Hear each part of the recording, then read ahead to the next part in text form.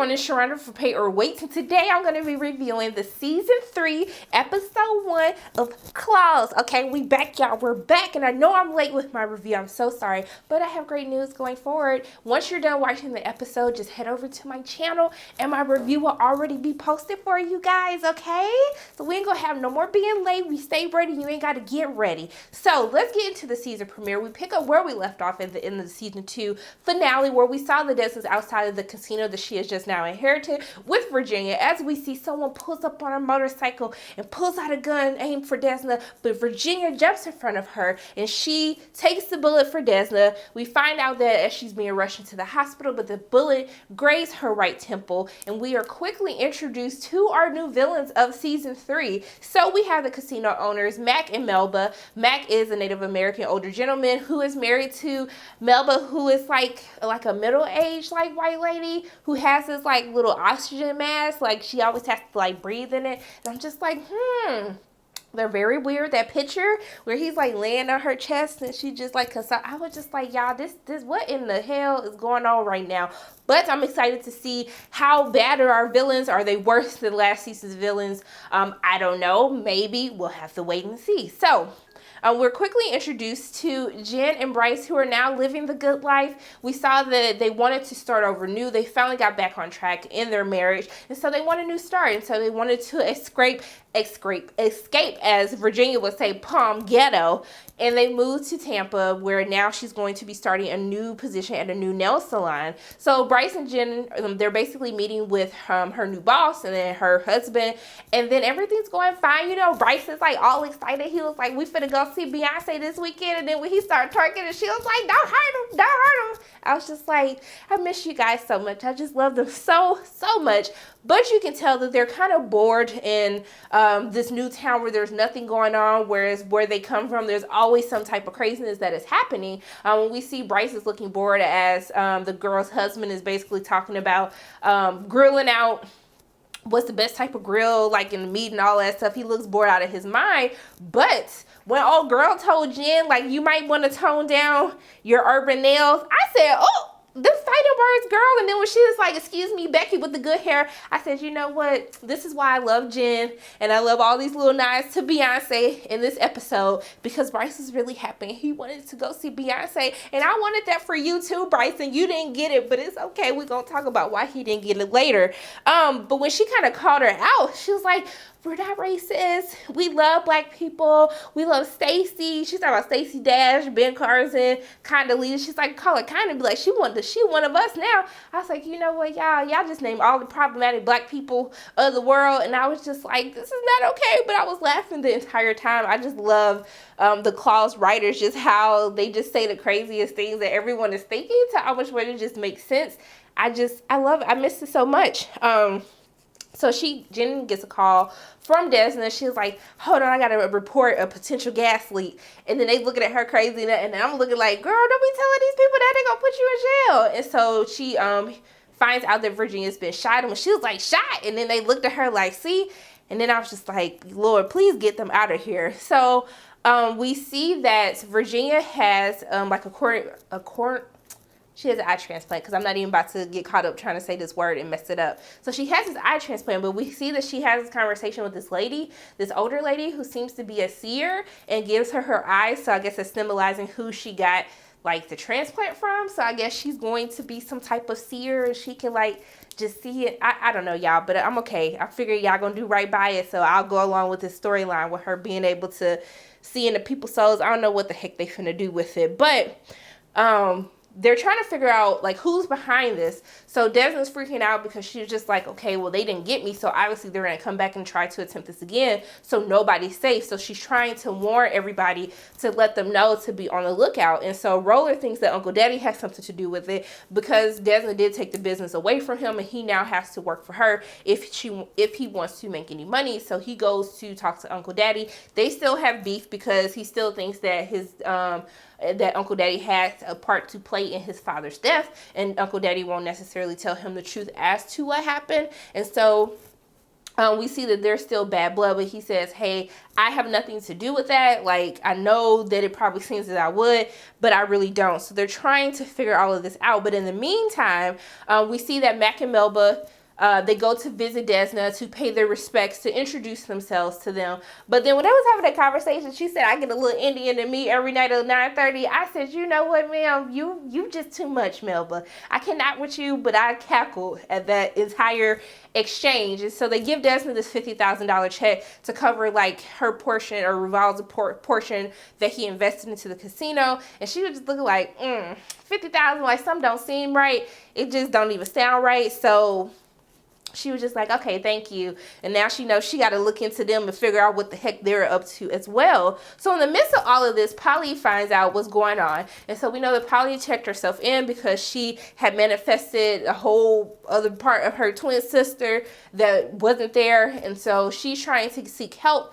But she hears what happens, and she knows that she has to go back to support her friends. And so she stages a breakout. So this girl to put all these bed sheets together, didn't take her medicine, climbing out the window, and then the lady show up like, ma'am, what are you doing? Like, you're voluntarily here. You're not involuntarily checked in. You can like just walk out the front door. And then she's like, can I get some help? And I was like, don't help her do nothing, because she was being extra for no reason. So I just love Polly.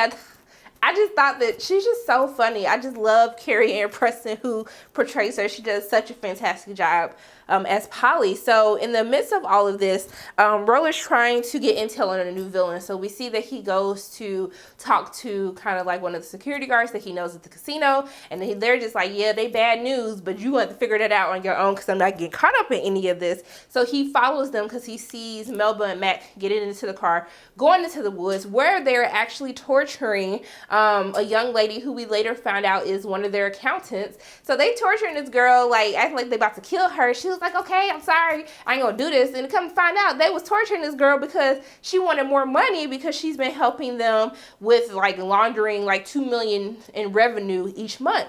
And so he was like, and I bet not see you put these 2 hours on your time card. And I said, sir, why she gonna put you torturing her on her time card? Y'all are just way too much. But we are quickly introduced to how looks can be deceiving, and they really are some baddies. So I don't like, not no baddies like some baddies, but like they some bad people. So he tells Desna what's happening. And so as that's going on, the lady wakes up. I don't know how the hell Roller got the girl in his car. She wakes up. She's like, who the hell is you? And then she jumps out of the car. I was like, well, damn. Like, you just gonna jump out of the car like that? Okay. Like, do you, boo? You running off. She didn't left her other shoe. I was just like, okay, he was trying to help you, but I can see why you could be shook. So, Desna's having dreams about what has happened. She's finding it a hard time to rest. She keeps having dreams. She wakes up and she sees that the alarm goes off, and that Dean has actually broken into her safe, taking her gun. She goes outside like, Dean, where are you going? What are you trying to do? And he's just like, I have to go find out. I'm going back to the crime scene. I need to know who shot Virginia so I can kill them. And then she was like, how are you gonna do that? Like, you a black man like in the middle of the night with a gun? He was like, my Lyft driver is on his way right now. And I'm like, Dean, but how you gonna get on the Lyft with a gun? Like, let's think this through. But I just love watching the interactions of how she cares so much for Dean, how Dean reacts to Virginia, because not only was this person trying to kill his sister, but also too, he shot Virginia, the woman that he loves. And when he's starting to speak on the different percentages, her chances of living, and you see how Dean is trying to deal with this, how he feels like he has to be a man to protect not only his sister, but also to his girlfriend. It's very heart-wrenching to see, and especially the conversation that Desna has with him as she brings up Philando Castile, who was shot and killed by the police. I love how, even though that this show is a comedy, that they also find a ways to talk about important issues, and that it makes sense with the characters for what's happening with them. And so I thought that that was such a powerful conversation of how Desna's not only just worried about Dean because she doesn't want him to get mixed up in all of this, but she also understands the implications for him as a black man in America today, and especially someone who like people don't understand.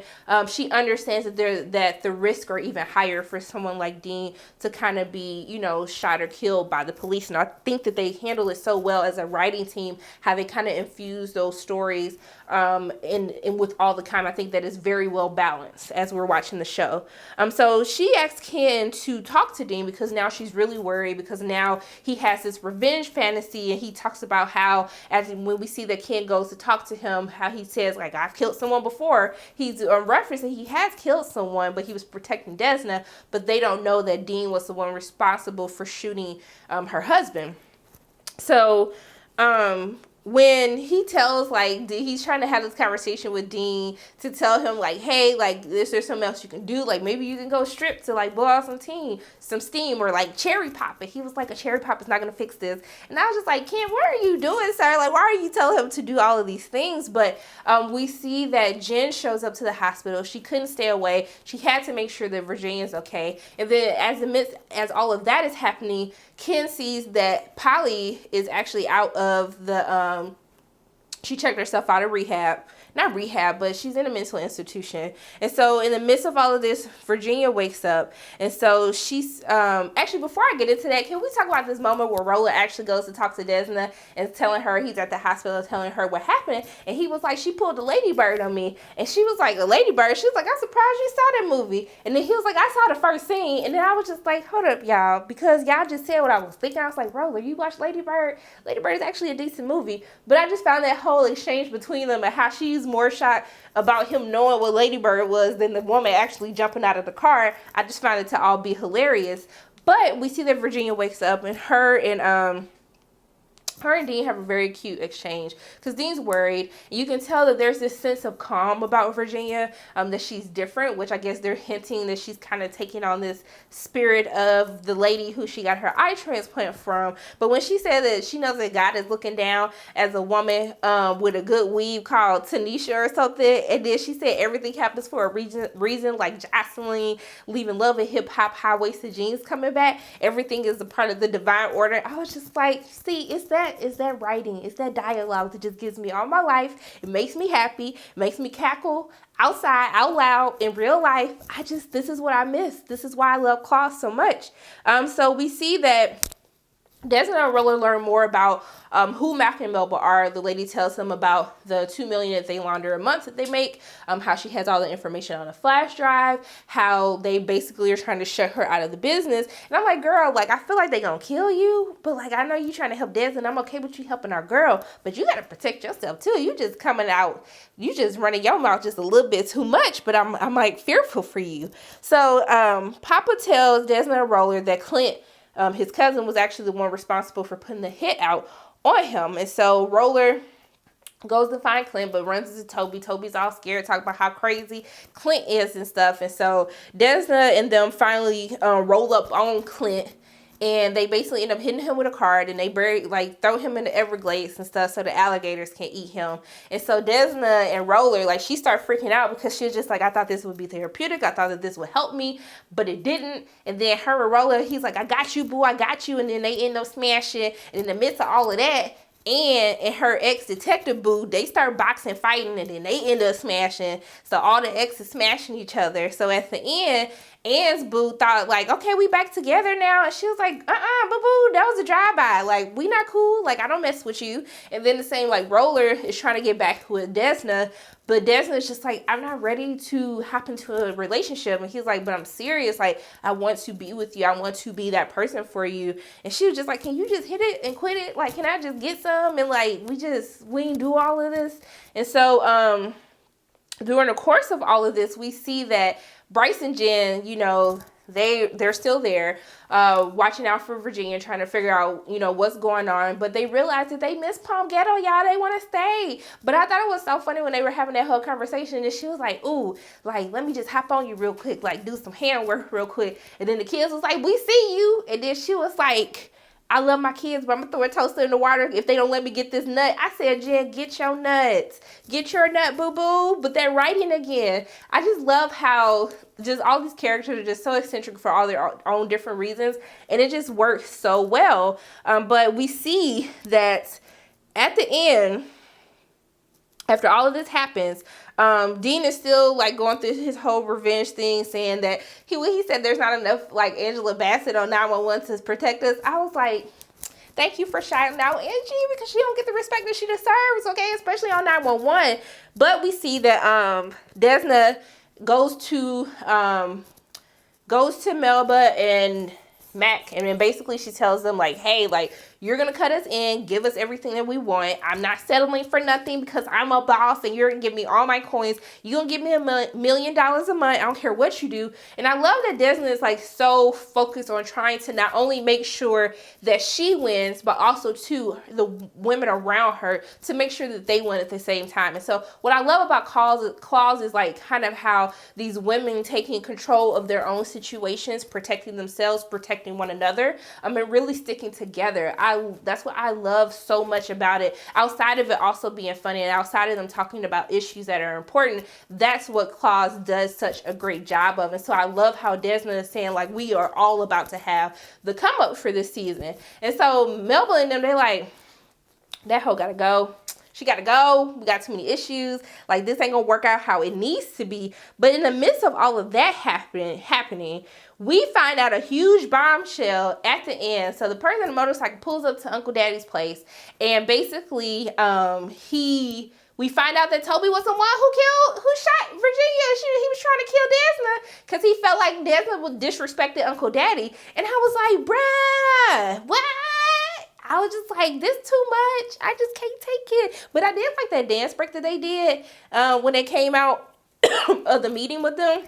I thought that was super cute. See, I thought I wasn't going to say nothing. I remembered. So those are like my quick overall thoughts. Not even quick, y'all. I'm trying to get these episodes down, but it'd be so much that happened and I got to talk about it. So those are my thoughts on Claus Season 3, Episode 1, Just a Tip. As always, my name is Sharana from Pay or Wait. And if you like what you saw today, make sure you hit the like button, hit subscribe, share this video with your friends, and make sure you hit that notification bell. And I love you guys 3000. I'll see you soon.